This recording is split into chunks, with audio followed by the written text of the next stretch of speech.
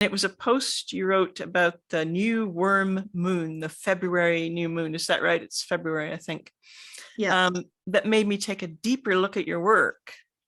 And that post features an astounding painting of Maponos and a brilliant poem to go with it. So I hope we're going to get a look at that piece of art. Yes. And I know it's quite a long poem, and I don't mind if you want to read it all at all, but if you don't, I hope you'll read some of it for us anyway, and maybe talk about the painting. I picked two stanzas that I was particularly attached to here, and then you can see the drawing as well. In a past life, we hunted together as one. I tasted crystal snowflakes on my tongue, and you told me about fierce, malignant boars, those stubborn old kings who refused to die. With your yew arrows, you took aim through trees, branches blurring your pupils, darkened voids. I watched you suck the poison out of a stag, but spare not the spasms of wicked thieves. Great sun, divine youth, on this new warm moon, I watch you shave the old king's grizzled beard. Overgrown, snaking hawthorn branches hang as his bloodshot eyes wait for a spear thrown by a sovereign of the new order. He glowers like a freshly stoked campfire, and you play for him a song, a wallow of anguish, till you usher him to the deep.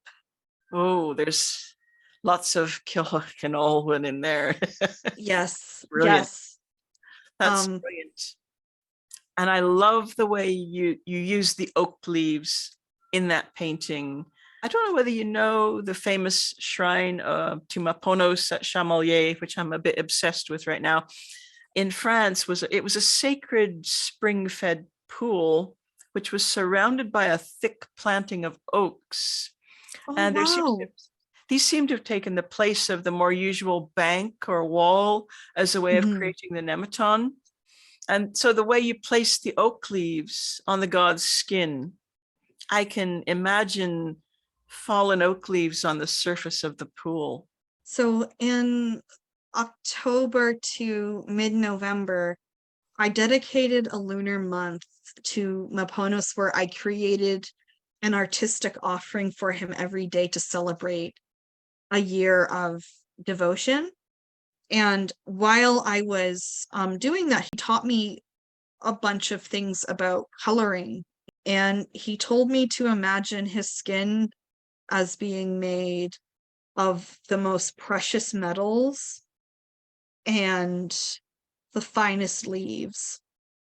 And so now I always envision the gods having skin made of like gold and enamel and leaves and plants and stuff like that. So there's something very special about the gods teaching me how to draw something. It's like the best thing in the world for me. Yeah, yeah, I can imagine. I mean, I get that a little bit. Sometimes I know I get some help about how to explain mythology. They give me some insight, I believe, into what's going on in myths and poems. But you know, I've teased you about this recently, that you don't always caption your pictures, and sometimes I'm like, who am I looking at here? But when I There's saw so that, many, so yeah, many blonde youths. so many blonde youths, but when I saw this, I knew immediately that that was Maponos. I had no doubt in my mind. It's just, Oh, that makes me so happy to hear that, from a fellow like devotee. We all have our shortcomings and such, and the best way I felt I could express my deep appreciation for nature and the gods was through the visual arts, and then also through the written word. The written word came a little later, but I've been drawing since my mom taught me how to do a stick figure when I was like 3 years old. So it's like, it's just part of my life, I guess. well, I think they're really amazing bits of art, and they deserve to be seen. It took me a little while to get into your blog. I can be a bit slow on the uptake with visual stuff, and I think it took me a little while to understand your style, I suppose. Yeah. So now that I've really looked at these paintings, I hope this video will have that effect for other people. That it, I've joked to you a few times that I go on your blog and I get kind of drunk looking at stuff and reading your poetry. until I just kind of go, okay, I'm almost in overwhelm because there's just so much good stuff. And I just kind of jump from one post to another, looking at the pictures, and I use the search function and I look up deities and stuff, and I just go crazy. And then I have to stop. I used to do mythology art when I was in college.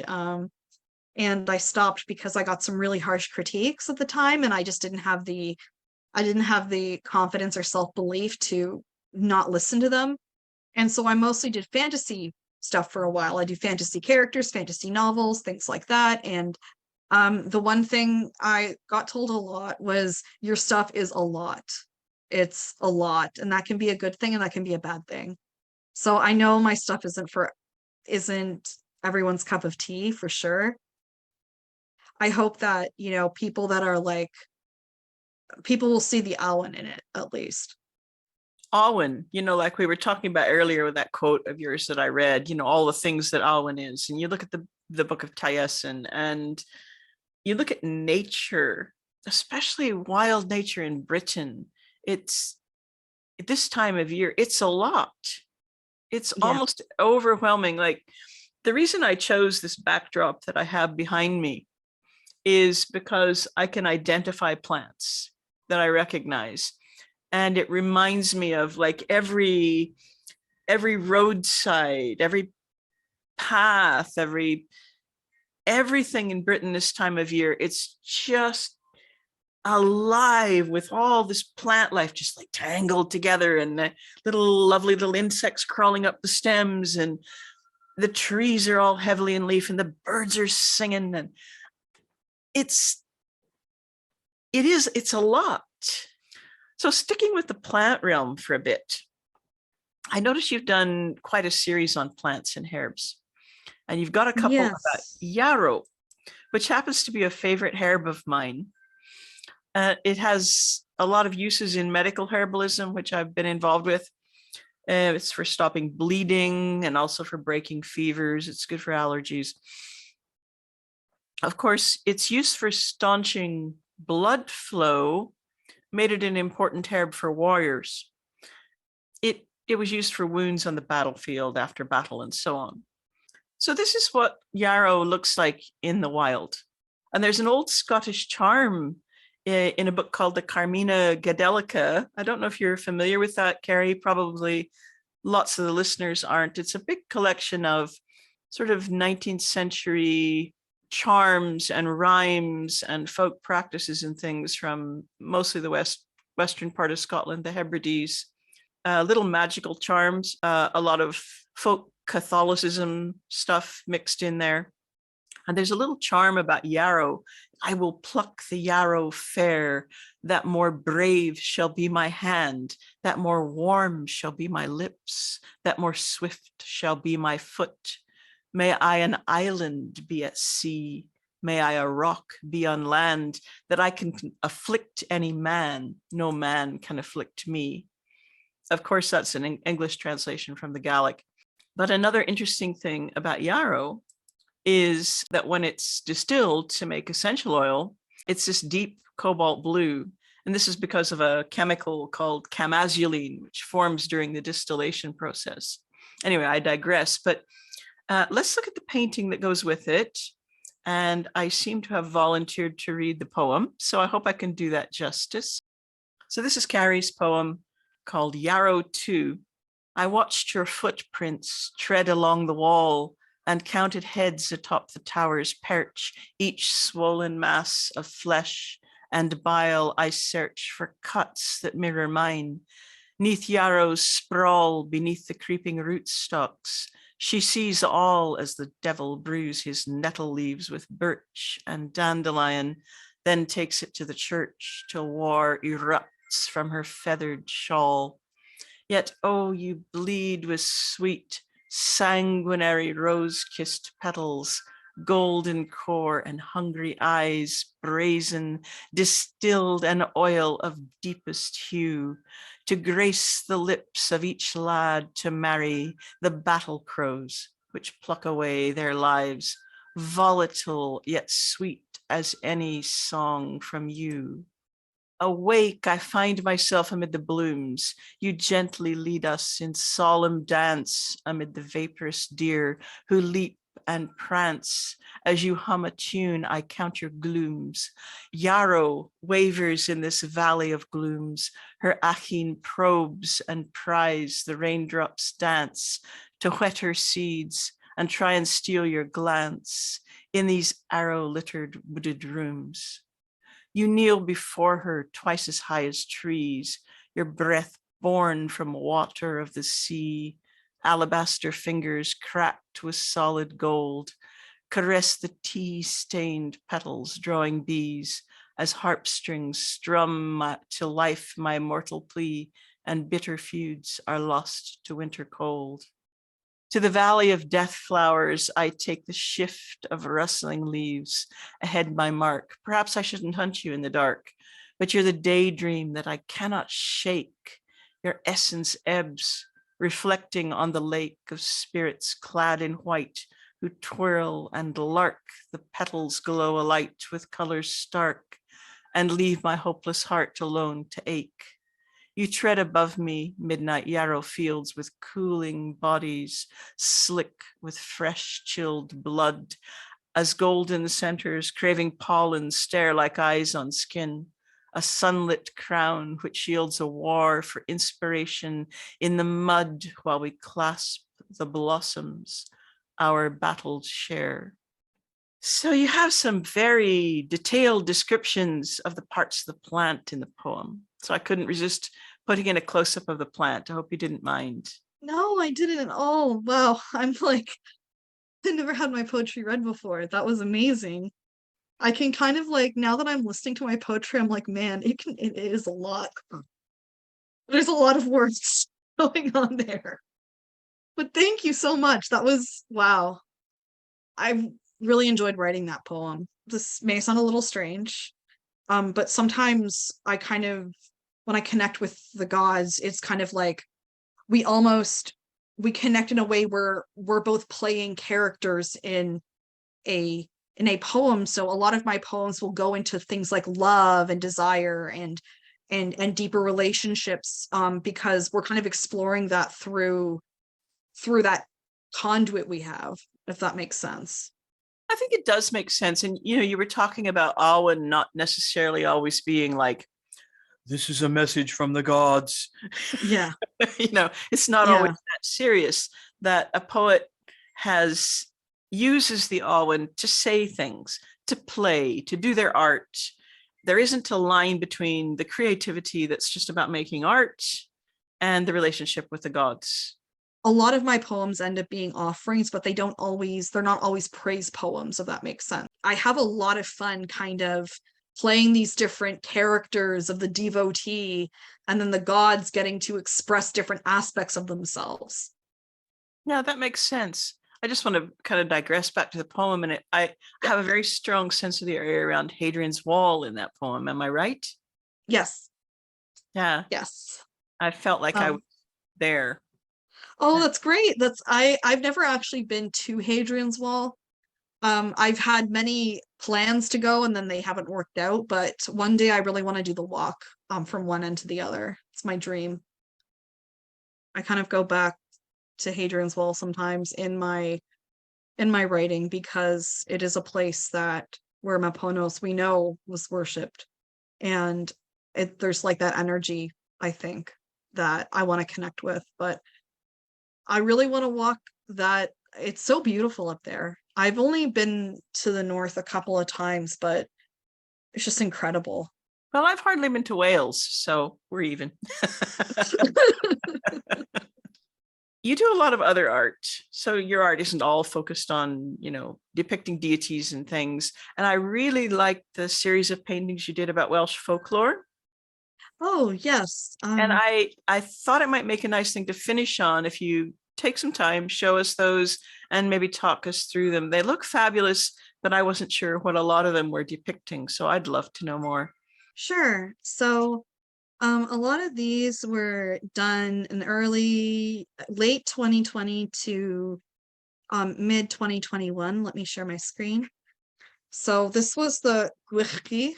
there's not a lot of information on it online, but it's one of the mythical black dogs of the British Isles. It's actually around Wrexham is where it's usually spotted, and it's usually a black mastiff or like a dire wolf, blazing red eyes, matted black fur, terrifying. This image actually isn't finished. I never finished it, but I should, because I had fun drawing the kind of anglerfish ghosts that are surrounding the dog. This is Cadi Cumkiddy. This is based on a shape-shifting fox. So shape-shifting foxes are a thing in Welsh folklore. This particular fox, when you ventured on the solstices between sunset and sunrise, you could see her in her human form. So I was kind of looking into the idea of these shape-shifting foxes. There's some lore where if you see a sandy-haired person, give them a meal because they might be a fox in disguise, and things like that. A lot of interesting things in Welsh folklore. I really love this image. I loved it when I saw it, and I was like, what in heaven's name is this?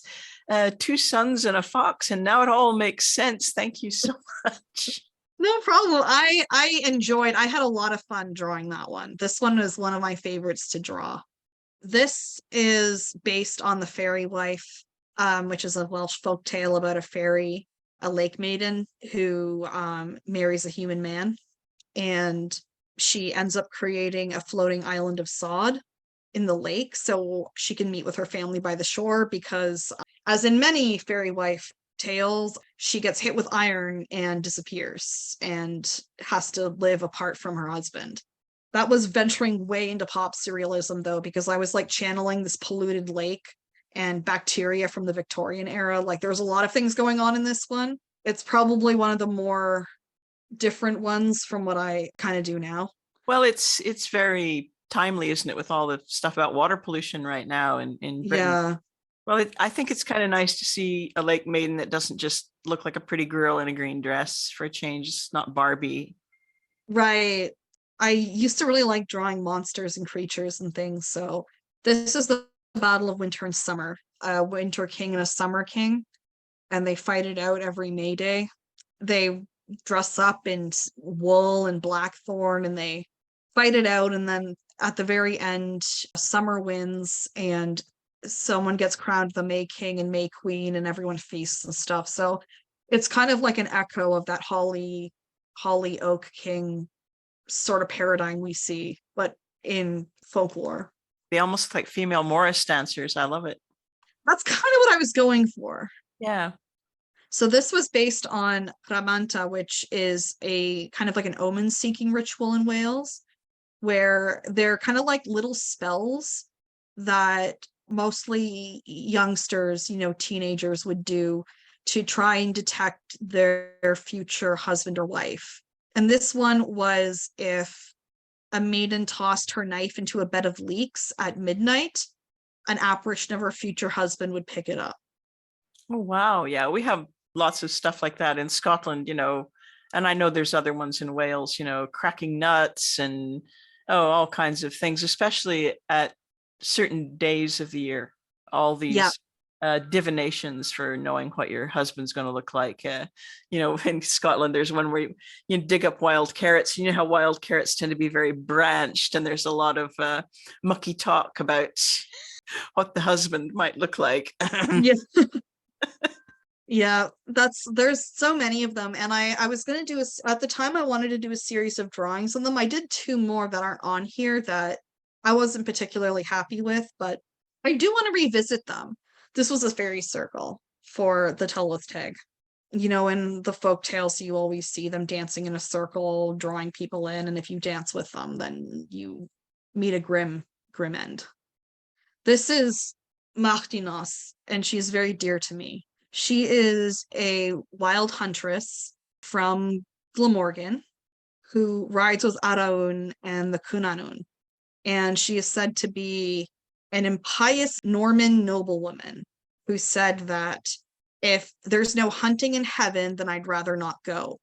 And for that, she was cursed to hunt for eternity and you can hear her with the Cunanun wailing in the distance, looking for souls. She is just my favorite of the wild hunter archetype. She is my absolute favorite. Well, I see now. I've learned something I never heard of her, and that is so fascinating. And I love also these kind of like folky costumes that some of Yeah, your women figures are wearing. They're wearing folky costumes, but it's not twee like yeah, you often find with the old very stereotypical pictures of Welsh women in their little costumes, and it can be a little bit cringe sometimes. right. You're actually really inspiring me to go back to the style now that I've grown a bit. I feel like I could take my ideas and do them a little bit more justice now. I should go back to doing these. This would be so much fun. So thank you. I think you should go for it. I just really like that folk costume style, with the edginess. It's so nice. It's so much fun to draw. So I feel newly inspired. So I want to do a series of entries on different hunting characters from the British Isles. Like we have Herne the Hunter, we have Dando and his dogs, we have Martinos, we have King Hurla, and we have Sean Kent as well. Again, it brings me back to one of your classes we were talking about the hunt and how hunting was so important to the British aristocracy. For listeners Yeah. in the US, and I suppose Canada too, they don't always get that. So hunting Mhm. is very much a very working class thing to do in North America. That was part of the rejection or attempt to reject the class system, I think, for the people who settled and occupied North America from Europe. They wanted to be able to hunt and fish without it always being on somebody else's land and being chased Yeah. off and thrown in jail for it, Robin Hood Yeah. stuff. But people don't get that that's just not the way things are set up in Europe. The hunting was fun for the nobility. It was a sport in the sense of fun. It was a sport for the nobility, and the common people weren't allowed to hunt deer. Often even taking hares and things, you could get into trouble. But certainly taking larger game just wasn't on. You couldn't do it. Very different Yeah. setup. This one it's like a protection charm. They say if you leave a hymn book left in a cradle with a newborn, that it'll stop the devils, witches, and fairies from stealing the child. I went into a big dive into changelings. This was a lot of fun to draw, but it took me 3 days. In Scotland, there was a thing of you'd leave an iron knife on the edge of the child's cot, Yeah. which always seemed like a really dangerous thing to leave next to a baby, but it didn't have to be a sharp knife. It could be a butter knife as long as it was made from iron, apparently. Yeah. You would leave the stokes, the iron fire stokes, I think they're called, on the cradle as well. This is a Glamorgan folktale about this villager who goes to this like haunted church on Nos Galangaeaf, which is All Hallows Eve, and he does this sort of ritual there to meet an apparition, but then he gets scared by a bunch of jacko turnips that like other people have put up to like prank people.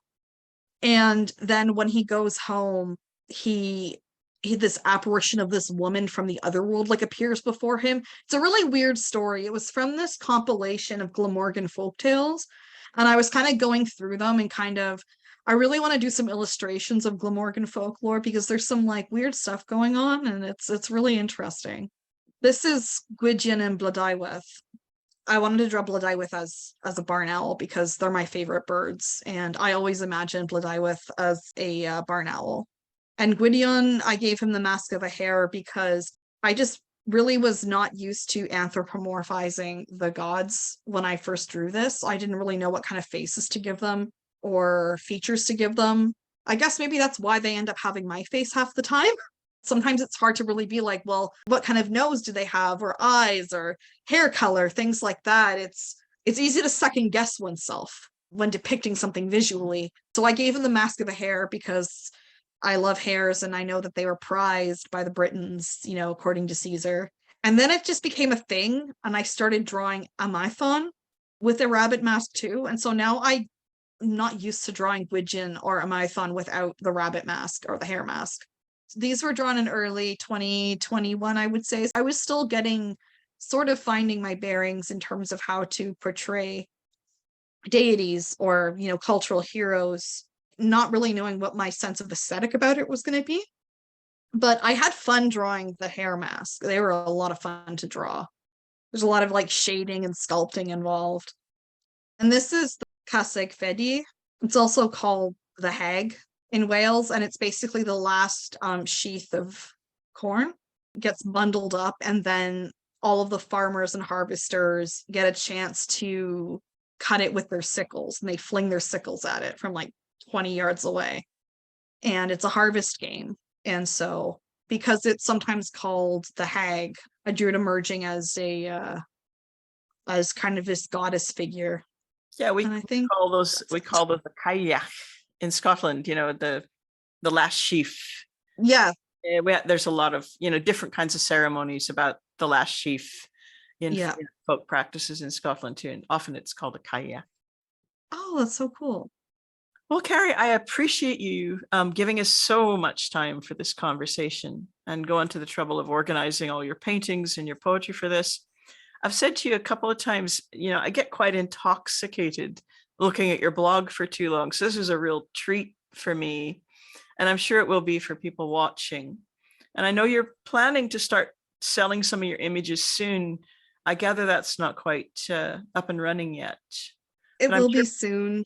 I'm sure people will want them for their altars. And how can people find your blog and stay in touch? You can find me at belowthewood.ca. All my stuff is there. I'm pretty quiet on the internet, I would say. I frequent a couple Discord communities. They are also linked on my site, or their websites are linked on my blog. So I would say if you do want to keep up with what I'm doing, the best place to go is just to my blog. I update it pretty frequently. And I'm sure you'll probably make some kind of an announcement when you've got a shop. Absolutely. Yeah. For people to buy the art. Yes, absolutely. I will. And I'll put the link to Ceri's blog in the description of the video as well, so you can easily find it, folks.